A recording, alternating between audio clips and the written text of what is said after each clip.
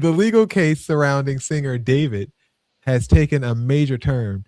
Los Angeles judges now ruled that there is enough evidence for the case to move to trial. Now, So here's what happened. After 5 days of testimony, Judge Charlene Olmedo ordered the case to proceed to trial. Prosecutors allege, of course, that David murdered 14-year-old Celeste Rivas Hernandez to prevent their relationship from becoming public and damaging his career.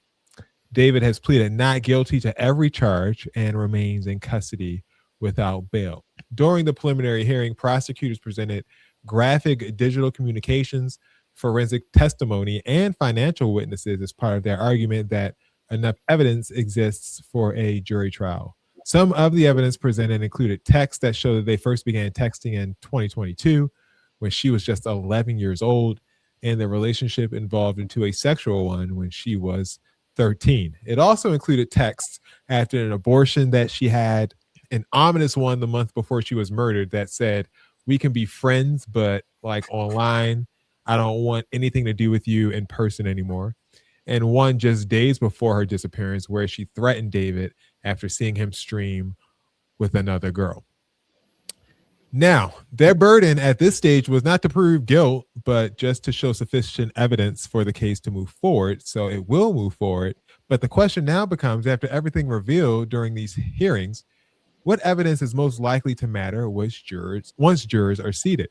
So what stood out to you from the prosecution's presentation today, and where do you think the defense has any opportunity heading into trial to try to thwart whatever they're facing as far as charges in this case? I mean, if you plead not guilty, it seems like you might have a plan, but I really don't see how when all this evidence is just out here. I mean, dude, what the hell? Man, what's his name? DVD. He better just go ahead and just plead out, bro.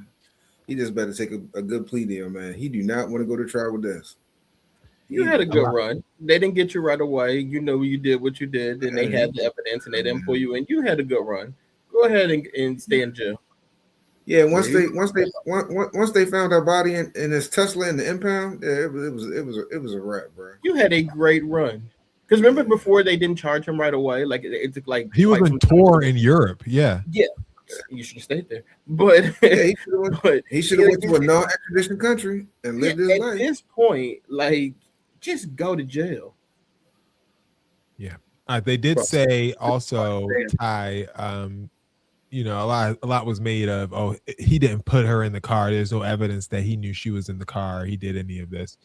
There was an exorbitant amount of car air fresheners placed in the car with the body at the time the body was placed in there.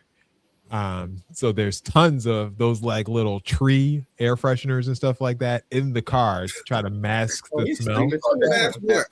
Mask what? A dead body? While the body was decomping in the trunk. With the tree. Which shows that someone actually knew what they were trying to hide, the smell. Like, it's not like, you know, it's not like it was it was planned. Like, they were like, look, it's going to smell. We need to put air fresheners in here so it doesn't seep out. Yeah, he needed something stronger than some Dollar Tree air fresheners, bro. He needed some Febreze, Lysol, something. He needed something, bro. That's crazy. And he's stupid as all get out. Perhaps he can get an education. Right. He'd have been better off getting the car at the impound. Maybe he would have got away with it. For real.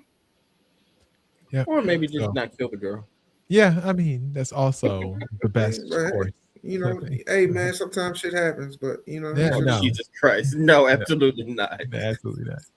I mean, he set himself on a path to jail a long time ago, so he's going to jail either way.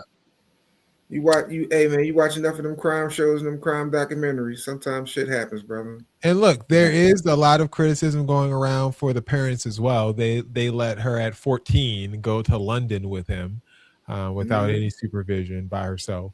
So it's not like, you know, anyone's necessarily blameless in this situation as far as the people, you know, responsible with taking care of her.